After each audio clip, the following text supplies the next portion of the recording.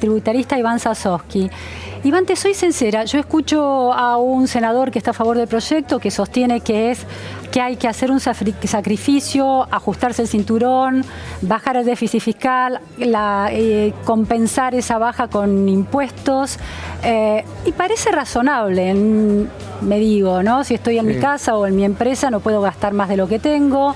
Bien, escucho a una senadora que está rechazando el proyecto, contraria al proyecto, y sostiene el impacto que esa política de ajuste tiene en el presupuesto, bajando partidas en planes muy claves de atención a los jubilados, a los sectores más vulnerables, a la salud. También me parece razonable.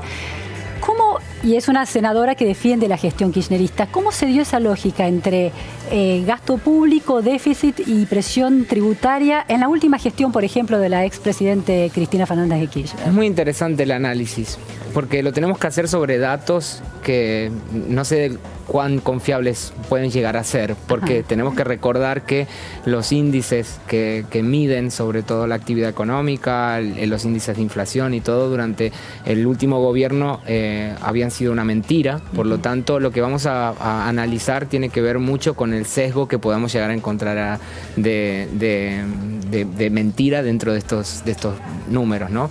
En el último gobierno hay que pensar que desde el año 2003 al año 2015 el Estado, el peso del Estado se multiplicó por 7, o sea, crecimos 7 veces en lo que es empleo estatal, en lo que tiene que ver con los gastos del Estado, ¿no? En un escenario con superávit comercial que de alguna forma durante los primeros años me permitía sostener este crecimiento ficticio. El viento de cola porque nosotros como ciudadanos no recibimos 7 veces mayor cantidad de servicios, ni de seguridad, ni de salud, ni de educación, sino todo lo contrario, ¿no? La filtración.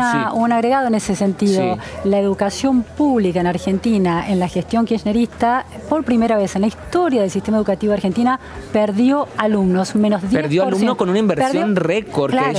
que realmente en eso se veía, en el sentido de que había escuelas, se gastaba más, pero se invertía menos. Es algo difícil de entender, claro. Pero era lo que pasaba. O sea, se gastaba más en infraestructura, había más escuelas, después había más material para acceso de los chicos, se invirtió en las notebooks, si recuerdan, en las netbooks con las cuales se empezó a enseñar, pero detrás de todo eso, la calidad de los servicios que el Estado empezó a brindar cada vez eran menores. ¿Y la presión tributaria cuánto llegó? Y la presión tributaria llegó a ser récord, y hay que medirla sector por sector. O sea, cuando nosotros comparamos lo que se va a alcanzar el año que viene respecto a lo que era el 2015, vamos a llegar a tener una presión tributaria similar en cuanto a porcentajes, pero hay que diferenciar. En 2019 la gestión de Cambiemos va a tener la misma presión tributaria que tuvo el último año de gestión kirchnerista. Esa sería la primera conclusión. Sobre, como digo, datos que ahora podemos considerarlos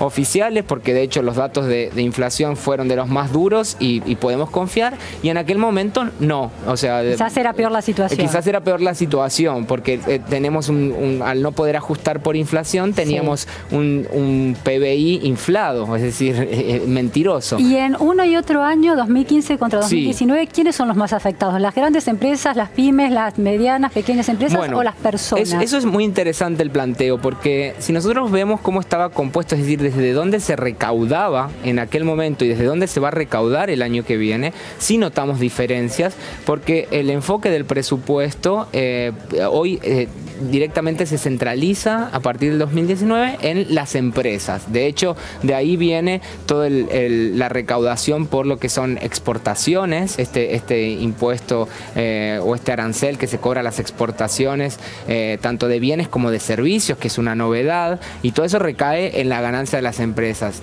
Otro de los proyectos impide el ajuste por inflación que tienen las empresas, algo que realmente va en desmedro de la calidad jurídica que que en algún primer momento se pretendió establecer, pero todo recae más sobre lo que sería la ganancia empresaria.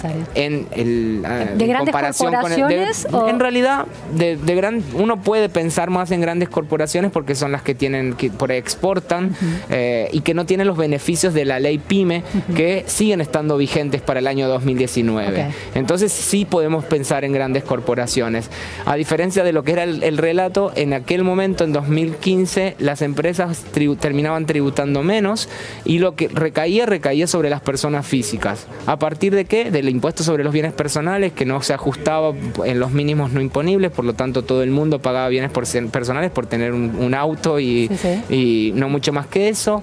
El impuesto a las ganancias, el mínimo no imponible y las cargas de familia y las deducciones, en ese momento se habían delegado en el Poder Ejecutivo. Entonces el Poder Ejecutivo, no sé si tenemos que tener memoria, pero llegaba fin de año y decía, bueno, el SAC queda exento del impuesto a las ganancias. O sea, en un momento llegamos a tener hasta 13 mínimos no imponibles porque la discrecionalidad que tenía el Poder Ejecutivo lo usaba en los años electorales de una forma totalmente inorgánica, discrecional, y que aparte iba en contra de cualquier principio de tributación. Entonces, ahora no funciona así. Ahora no, ahora funciona de manera automática en lo que es el impuesto a las ganancias, se ajusta anualmente por el RIPTE, que es el índice que surge del promedio de incremento salarial que hubo durante el año. De hecho, en el mes de octubre se tomó como base y es lo que se va a actualizar para el año que viene. Entonces no recae tanto sobre el salario de las personas, la carga impositiva.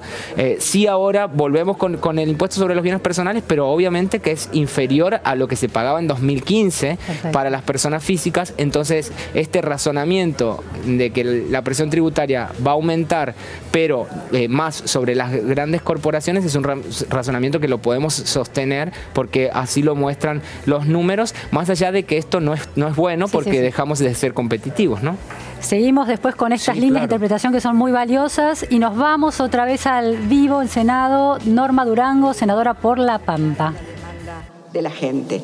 Podría seguir largo rato hablando del empleo público, de cómo se congelan las vacantes, de cómo hablan ustedes de los retiros voluntarios, pero la verdad que simplemente